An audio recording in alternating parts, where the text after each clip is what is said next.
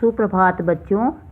आज हम पाठ 1 यानी प्रथम पाठ है सुभाषिता में रुचिरा का पहला पाठ, उसका हम शुरू कर रहे हैं रिवीजन।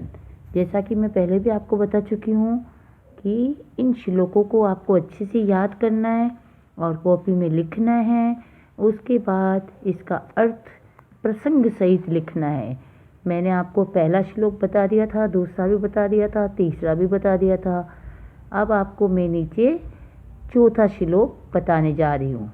सिद्धिरेव सहासित सिद्धि कुर्वन्ति संगतिम सिद्धिर्विवादे मैत्रिं च नासिद्धे किंचादाचरत।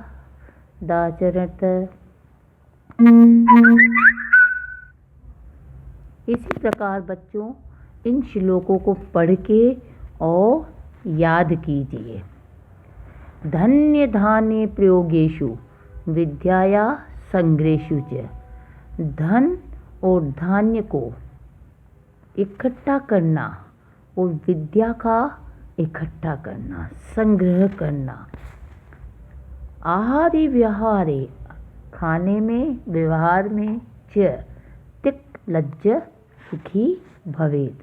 जो व्यक्ति धन धान्य का संग्रह करता है और विद्या का संग्रह करता है और खाने में भी कोई लज्जा नहीं करता, आहार व्यवहार में लज्जा का त्याग करता है, वो हमेशा सुखी रहता है।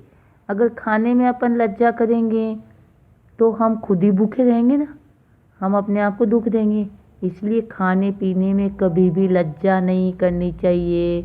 तुक्त लज्ज सुखी न भवते, लज्जा का त्याग कर देना चाहिए। इसी प्रकार बच्चों क्षमा वशीकृति लोके क्षमया किम न साध्यते।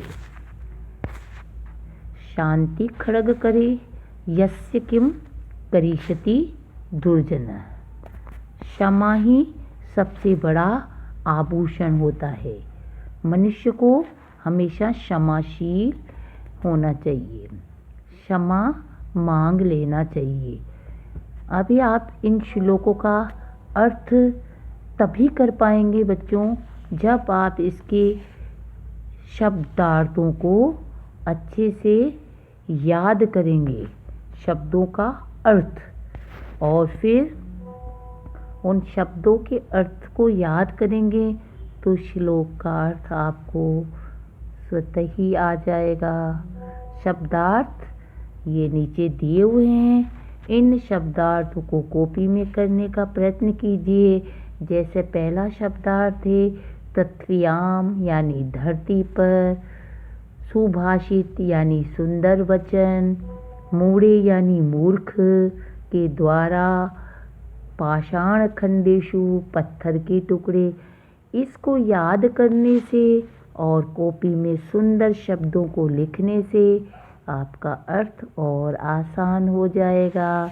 फिर आप नीचे कुछ प्रश्न हैं, उन प्रश्नों को करने का प्रयत्न कीजिए।